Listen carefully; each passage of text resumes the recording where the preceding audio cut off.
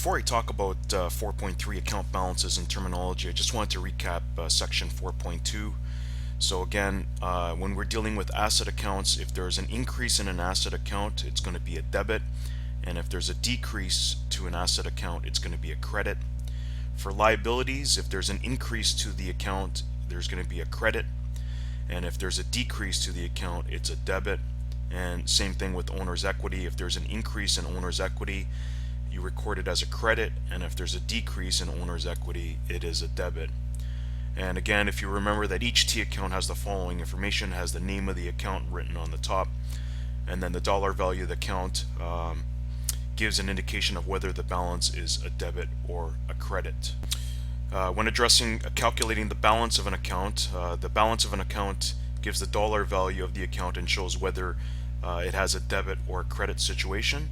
And so if you follow the following steps: 1, add the totals of the two sides of each account, and then you subtract the smaller number from the larger one and then circle the total. You should have a debit balance for asset accounts, a credit balance for liability accounts, and owner's equity. Here's the example in the textbook. So we had the cash account here. We add up all the debits, add up all the credits, subtract the smaller number from the larger number, and we get a balance of $215. Same thing with AR. This is also an asset account. Add up the debits, add up the credits, subtract the smaller number from the larger number, and we have a balance of $770. With the liability account, accounts payable, add up the debits, add up the credits, take away the smaller number from the larger number, and then we have a credit balance of $65.16. Sometimes you may get a debit and a credit balance in an account where you're supposed to have a credit and debit balance in those respective accounts, so it's going to happen the opposite. These are referred to as exceptional account balances, and here are some of the reasons why this may happen. An accounts receivable account may overpay us. The company may have written a check for more than what was in their bank account. This is like a non-sufficient funds situation. We, the company, may overpay an account payable account. An account receivable account returns merchandise for credit, and a company could return goods to a supplier for credit. Exceptional balances do not last very long, so after a while everything should return back to normal. Again, just to re-emphasize, asset accounts should have debit balances, liability and capital accounts should have credit balances. And let's talk about some of the individual accounts, like the bank account. Businesses tend to use check and electronic forms of payment. As a result, the account can be labeled as bank rather than cash. Cash and check are often used interchangeably, so when an item is bought with cash, it means that it was paid for at the time of purchase. However, payment is normally made by check and not cash. What does buying and selling on credit mean? If your business is established, you have the opportunity to buy goods on short-term credit. This means that the business can buy goods and then delay payment for usually around 30 days. This gives the business an opportunity to inspect the merchandise for quality before paying, and could potentially refuse payment if the merchandise is not satisfactory. What does on account mean? The term on account can be used in many of the following ways. 1, if an item is purchased on credit, it is referred to as a purchase on account. If an item is sold on credit, cash is not received at the time of purchase and therefore is referred to as a sale on account. If money is paid to a creditor or an AP account to reduce our amount owing, it is referred to as a payment on account. And when money is received from a debtor or an AR account to reduce the amount owed by the company that we supplied services for, this is referred to as a receipt on account.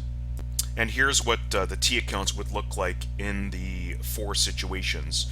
So if we purchased on account, we're the company and we're making a purchase from someone else, we would debit an asset account and then credit an accounts payable account.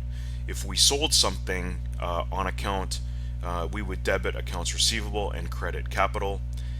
If we paid some money to a supplier, we would credit the bank account and debit the accounts payable account. And then if we received an amount from one of our accounts receivable accounts, we would debit bank and credit accounts receivable. Now let's look at exercise number 1 on page 110. Here are the T accounts with various transactions already performed. We have the bank account, we have an AR account, H. Devry, we have an AP account, P. Helka, and then we have our Smart Capital account, or an owner's equity account. So we're asked to calculate the balances. Remember to make your pencil footings. Basically, we're just being asked to make, total these accounts to find out if each account is either going to have a debit or credit balance. And then it's asking us, what does a debit balance in the H. Devry account mean? And C, what does the credit balance in the P. Helka account mean? So here what I've done is I've added up all these, both sides. So the debit side ends up being $18.49. The credit side of the bank account ends up being $750. $849 minus $750 gives us a debit balance of $10.99. In the AR account, adding up the debit side is $280, the credit side is $175. $280 minus $175 is $105 as a debit balance.